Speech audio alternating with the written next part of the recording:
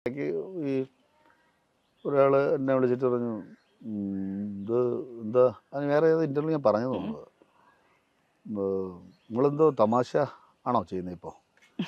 അവൻ പറഞ്ഞു തമാശ ഇല്ല, അത് പറഞ്ഞിട്ട് നിങ്ങൾ തമാശ എന്തോ ആണ്, ഒന്ന് കാണിച്ചേ എന്ന് പറഞ്ഞു. ഞാൻ പറഞ്ഞല്ല, അല്ല സാറേ ഞാനിങ്ങനെ ഇപ്പം തമാശ കാണിക്കുന്നത് അല്ല പുള്ളി അല്ല തമാശ എന്നൊക്കെ. അപ്പം എനിക്കിങ്ങനെ അതും എനിക്ക് ദേഷ്യം വന്നില്ല. ഞാനിങ്ങനെ പിന്നെ ആലോചിച്ചപ്പോൾ അങ്ങനെ എന്നെക്കാൾ പ്രായമുള്ള ആളാണ്. അങ്ങനെ പ്രായം ഉണ്ടോ കൊണ്ട് പോകാൻ വയ്ക്കണമെന്നില്ലല്ലോ അല്ലേ?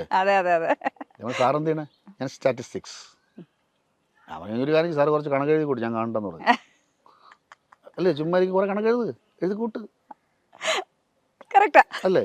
അപ്പം സാറിൻ്റെ ജോലിക്ക് സാറിന് ഞാൻ അപ്പം അവൻ അങ്ങനെ അപ്പം ഇതാണല്ലേ പറഞ്ഞത് തമാശ.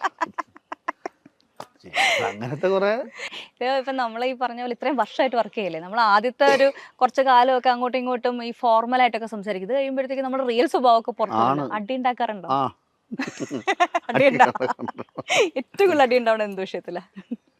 അത് എല്ലാവരുടെയും അടീനെ പറ്റി കേൾക്കുന്നത്. അല്ല ഈ ഡയലോഗ് ഒക്കെ പറയുമ്പോൾ ഞാൻ അങ്ങനെ പറഞ്ഞാൽ ശരിയാവില്ലല്ലോ. അതെന്താ പറയാൻ ശരിയാവത്തെ? അങ്ങനെയൊക്കെ എനിക്ക് മണിക്കൂറുകളെ ഷൂട്ട് തീർത്ത് വെച്ചിട്ടുണ്ട്. ഈ വർക്കിന്റെ പരമായിട്ട് തന്നെ ഞാൻ അങ്ങനെ പറഞ്ഞാൽ ശരിയാവില്ല. അതോ നിങ്ങൾ അങ്ങോട്ട് അത് ട്രിവാൻഡ്രം മറ്റേ അങ്ങ് പിടിക്കും, ട്രിവാൻഡ്രം പിടിക്കും, സെക്രട്ടേറിയറ്റ് പിടിക്കും, ഞാൻ അവിടെ വെണ്ടുരുത്തി പാലം പിടിക്കും. അങ്ങനെ വഴക്കുണ്ടായിട്ടുണ്ട്. ലൈംഗിക പീഡന പരാതിയും നടി നൽകിയ പരാതിയും അതിനെക്കുറിച്ചുള്ള വിവാദങ്ങളും തുടങ്ങിയ ചർച്ചകളാണ് കഴിഞ്ഞ കുറച്ചു ദിവസങ്ങളായി സോഷ്യൽ മീഡിയയിൽ നിറഞ്ഞു നിൽക്കുന്നത്. ബിജു സോപാനവും SP ശ്രീകുമാറുമാണ് ഈ ചർച്ചകളിലെ പ്രധാന താരങ്ങൾ. കാരണം ഇവർക്കെതിരെയാണ് പരാതി വന്നിരിക്കുന്നത്. ഇവരിങ്ങനെ എന്തെങ്കിലും ചെയ്തു, ആരാണ് ഈ പരാതി നൽകിയ നടി എന്നൊക്കെയാണ് ചർച്ചയാകുന്നത്. എന്നാൽ തങ്ങളല്ല എന്ന് പറഞ്ഞുകൊണ്ട് രമ്യയും നടി ഗൗരിയും ഒക്കെ രംഗത്തെത്തിയിരുന്നു.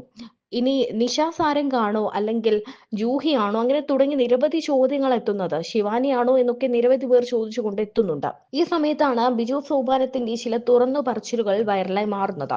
ഭയങ്കര താല്പര്യം അഭിനയിക്കാം. അയ്യോ, ഞാൻ കൊച്ചിലെ പോലെ ഞാൻ റിഹേഴ്സലിൽ പോകുമ്പോഴേ ഇവളെ കൊണ്ടുപോകും. അപ്പോൾ അവിടെ ഇരുന്ന് ഇങ്ങനെ നാടകങ്ങളൊക്കെ കണ്ട്, പണ്ട് സംസ്കൃത ഡയലോഗ് കാണാതെ പറയുമായിരുന്നു ഇവള്. പിന്നെ ഇപ്പോഴും അഭിനയിക്കാൻ ചോദിച്ചു കഴിഞ്ഞാൽ വേറെ ഒന്നും ആവണ്ട, അഭിനയിക്കാൻ. ഞാൻ പറഞ്ഞ പഠിത്തമൊക്കെ കഴിഞ്ഞിട്ട് അങ്ങനെ പറയണത് മോശമാണ്, പഠിത്തം കഴിഞ്ഞിട്ട് എന്താവാൻ, അങ്ങനെയൊന്നുമില്ല. അങ്ങനെ കാര്യം ഇപ്പം നമ്മൾക്കിപ്പം ബേസിക് ആയിട്ടുള്ള നോളജ് എൻ്റെ വിദ്യാഭ്യാസ യോഗ്യത അനുസരിച്ചല്ല. ഞാൻ അവിടെ ഇൻസ്റ്റിറ്റ്യൂഷനിൽ പോയതുകൊണ്ട്, കാവലസ്ഥാനോട് നിന്നുകൊണ്ട്, ഈ കണ്ടും കേട്ട് ലോകപരിചയമൊക്കെ ആയതുകൊണ്ടുള്ള കുറച്ച് അറിവ് എനിക്ക് കിട്ടിയതുകൊണ്ട് എനിക്ക് ജീവിക്കാനുള്ളൊരു അത് കിട്ടിയതുകൊണ്ട് ഒരു കഥാപാത്രം പറഞ്ഞു കഴിഞ്ഞാൽ എനിക്ക് എന്താണെന്ന് മനസ്സിലാക്കാൻ, ഇപ്പം ഇല്ലായ്മയും അവന് വയ്യാതെ വല്ലായ്മയൊക്കെ പറഞ്ഞു കഴിയുമ്പോൾ ഒരു ക്യാരക്ടർ എങ്ങനെയാണ് നമുക്ക് മനസ്സിലാക്കാനുള്ളത് ഇതിലൂടെയാണ്. ഈ കുട്ടികൾ ഇനി ആരും 20 വർഷമൊന്നും പോയിട്ട് നാടകത്തിൽ പരിചയപ്പെടാനൊന്നും പോകണില്ല. അപ്പോൾ വിദ്യാഭ്യാസത്തിലൂടെയും വായനയിലൂടെയും കിട്ടുന്ന അറിവ് ഉപയോഗിച്ചിട്ട് നമുക്ക് ഇതിൽ നിൽക്കാൻ പറ്റും. അപ്പോൾ അതുകൊണ്ടാണ് ഞാൻ പറഞ്ഞത് പഠിക്കുക എന്ന് പറയുന്നത്. അതുകൊണ്ടാണ് കണ്ണൻ ചേട്ടനുമായിട്ടുള്ള ഒരു ബന്ധത്തിലാണ് ഇതിലേക്ക് എത്തിപ്പെടുന്നത് അല്ലേ? കണ്ണൻ്റെ ബന്ധം എന്ന് പറഞ്ഞു കഴിഞ്ഞാൽ ഒരുപാട് പറയണത്. അത് ബന്ധം എന്ന് പറഞ്ഞു കഴിഞ്ഞാൽ നമ്മുടെ സോപാനത്തിൽ മോഹിനിയാട്ടം ചെയ്യുന്നൊരു ഗോപി വർമ്മ അറിയാമല്ലോ, നമ്മുടെ കവടി.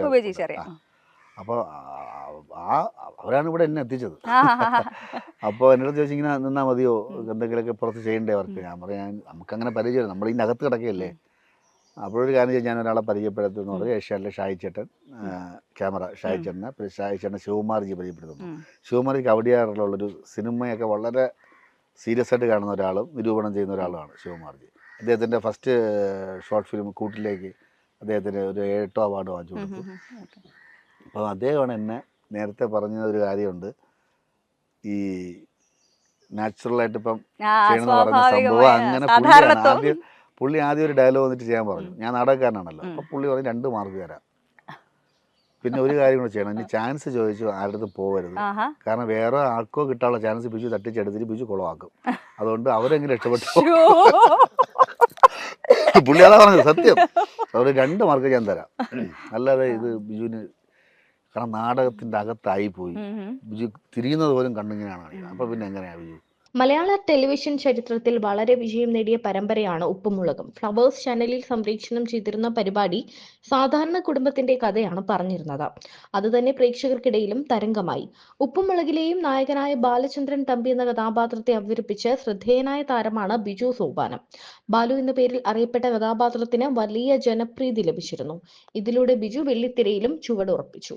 പഠിച്ചു മറന്ന് പുതിയതുണ്ടാക്കുകയെന്ന കാവാലം സാറിന്റെ തിയറിയാണ് താൻ ഉപയോഗിക്കുന്നത് എന്നാണ് ബിജു സോപാനം പറയുന്നത്. നാടകം ജീവിത മാർഗമാക്കി എടുക്കണമെങ്കിൽ വലിയ ബുദ്ധിമുട്ടാണെന്ന് കൂടെയുള്ളവർ തന്നെ പറഞ്ഞിരുന്നതായി ബിജു പറയുന്നു. തന്റെ ഉദ്ദേശം ഒന്നു മാത്രമായിരുന്നു. വീടും വേണ്ട, ഭാര്യയും വേണ്ട, നല്ല വസ്ത്രം വേണ്ട, വാഹനം വേണ്ട, എനിക്ക് അഭിനയിച്ചാൽ മതി. അതൊരു തണലുകൂടിയായിരുന്നു. അതിനിടയിൽ മറ്റു പലയിടത്തും അഭിനയിച്ച ശേഷമാണ് ഉപ്പുമുളകിലേക്ക് എത്തുന്നത് എന്നും ബിജു സോപാനം പറയുന്നു. സിനിമയോ സീരിയലോ എന്തൊക്കെ വന്നാലും നാടകത്തിനോടുള്ള ഇഷ്ടം എന്നും ഉണ്ടാകും. നാടകത്തിൽ അഭിനയിച്ച് ജീവിക്കാൻ പറ്റില്ലെന്നുള്ളത് കൊണ്ടാണ് താൻ അവിടെ നിന്നും മാറിയതെന്ന് നേരത്തെ താരം പറഞ്ഞിരുന്നു. ഒരുപാട് പേരില്ലേ, അപ്പൊ അതിൽ ഒരാളെ തന്നെ അങ്ങനെ തിരഞ്ഞെടുക്കുക. ഒരാളെ മീൻസ് അങ്ങനല്ല, ഒരുപാട് പേരിൽ ഈ കാറ്റഗറീസ് ഉണ്ടല്ലോ, ഇങ്ങനെ ആൾക്കാർ ഇഷ്ടപ്പെടുന്നവർ, എല്ലാവരും ഇഷ്ടപ്പെടുന്നുണ്ടെങ്കിലും പോലും കുറച്ചുകൂടെ നോട്ടബിൾ ആയിട്ടുള്ള ആൾക്കാർ. ഈ ഉപ്പുമുളക് ഇങ്ങനെ നമ്മൾ ഇത്രയും വർഷമായിട്ട് കാണുകയാണ്. ഇതിനകത്ത് പറയാൻ പറ്റുന്ന, അതായത് ഒരു അച്ഛനും അമ്മയും ഇത്രയും മക്കളുള്ളൊരു വീട്ടിൽ പറയാൻ പറ്റുന്നതായിട്ടുള്ള ഒരുവിധപ്പെട്ട വിഷയങ്ങളൊക്കെ എടുത്തിട്ട് അലക്കി കഴിഞ്ഞു. ഇതെങ്ങനെ വിഷയം ഉണ്ടാക്കുന്നു, അതൊരു വലിയൊരു സംശയമാണ് കേട്ടോ. അതാണ് മനുഷ്യരാ, നമുക്ക് ഓരോ വിഷയങ്ങൾ ഓരോ ദിവസം വരും. ഇപ്പൊ എൻ്റെ വീട്ടിൽ തന്നെ കണ്ടില്ല, ഓരോ വിഷയങ്ങൾ വരും, ഓരോ ദിവസവും ഓരോ വിഷയങ്ങൾ വരും. അത് നമുക്ക് അതിന് വിഷയ ദാരിദ്ര്യം ഇല്ല, വരും. ഇപ്പം പുതിയ പുതിയ ആർട്ടിസ്റ്റുകളൊക്കെ വരുന്ന സമയത്ത് ഒത്തിരി പുതിയ ആൾക്കാർ ഒരുപാട് പേരുണ്ട്. അപ്പം അതിനനുസരിച്ച് തന്നെ നമ്മുടെ പ്രേക്ഷകർക്ക് ഈ കുടുംബത്തിലേക്ക് വേറെ ആൾക്കാർ വരുന്നതിനോട് ഭയങ്കര പ്രശ്നമാണ്. അത് എങ്ങനെ മാനേജ് ചെയ്യണം? വന്നാൽ അതനുസരിച്ച് നിന്നോണം. ഓവർഡു ചെയ്ത് കഴിഞ്ഞാൽ അപ്പം വിളിച്ചിട്ട് വിളിക്കും. കാരണം സിറ്റ്കോമില് നിങ്ങൾ ചെയ്തു വെച്ചിരിക്കുന്ന ഒരു സിസ്റ്റം നമ്മുടെ സാധാരണ സീരീസ് ഒന്നും ഡിഫറെന്റ് ആണ്. അപ്പം ബാക്കി ആർട്ടിസ്റ്റുകൾ വരുന്ന സമയത്ത് ഈ ഒരു ട്രാക്കിലേക്ക് എത്തിപ്പെടുക അക്സെപ്റ്റ് ചെയ്യില്ല. എത്ര വലിയ ആർട്ടിസ്റ്റ് ആയിക്കോട്ടെ, അവരവിടെ എത്ര സ്റ്റാർ ആയിരുന്നാലും ഇവിടെ വന്നു കഴിഞ്ഞാൽ വലിയ പാടാ. അത് എങ്ങനെയാണ് നിങ്ങൾ ഇവിടെ വരുന്ന ആൾക്കാർക്ക് പറഞ്ഞു കൊടുക്കാറുണ്ട്? പറഞ്ഞു കൊടുക്കും. അവർ തന്നെ പറയും, ഇങ്ങനെ കുറച്ച് പാടാണല്ലേ, നമ്മുടെ ഇങ്ങനെ ചെയ്യാനുണ്ട്. കുറച്ച് കഴിയുമ്പോൾ ആ അളവിൽ തന്നെ പോകും. നമുക്കറിയാമല്ലോ, പെട്ടെന്ന് സിങ്ക് ആവില്ലെങ്കിലും കുറച്ച് കഴിയുമ്പോൾ അങ്ങ് പോകും. ഇപ്പം ഒരു എന്താ പറയാ, സീസൺ 1 നിന്നും സീസൺ 2 വന്നപ്പോൾ ഭയങ്കര മാറ്റങ്ങൾ ഉണ്ടാക്കുന്നു. കുട്ടികളുടെ മാറ്റം തന്നെ ഒരുപാട് കഥകൾ മാറി. എങ്ങനെയാണ് ആ ഒരു മാറ്റം ബാലൻസ് ചെയ്ത് കൊണ്ടുപോകുന്നത്? അതായത് പ്രേക്ഷകനെ ഇഷ്ടപ്പെടുന്ന രീതിയിൽ എത്തിക്കണമല്ലോ അത്. അല്ല, ഇപ്പം ഞാൻ പറയും, ഈ മാറ്റം ഒന്നാമത്തെ കാര്യം, ഈ ഇപ്പം കേശുവിനെ വെച്ച് കുട്ടികളെ കളിക്കാൻ പറ്റില്ല, ശിവാനി കുട്ടികളെ കളിക്കാൻ പറ്റില്ല, പിന്നെ പാറക്കുട്ടി.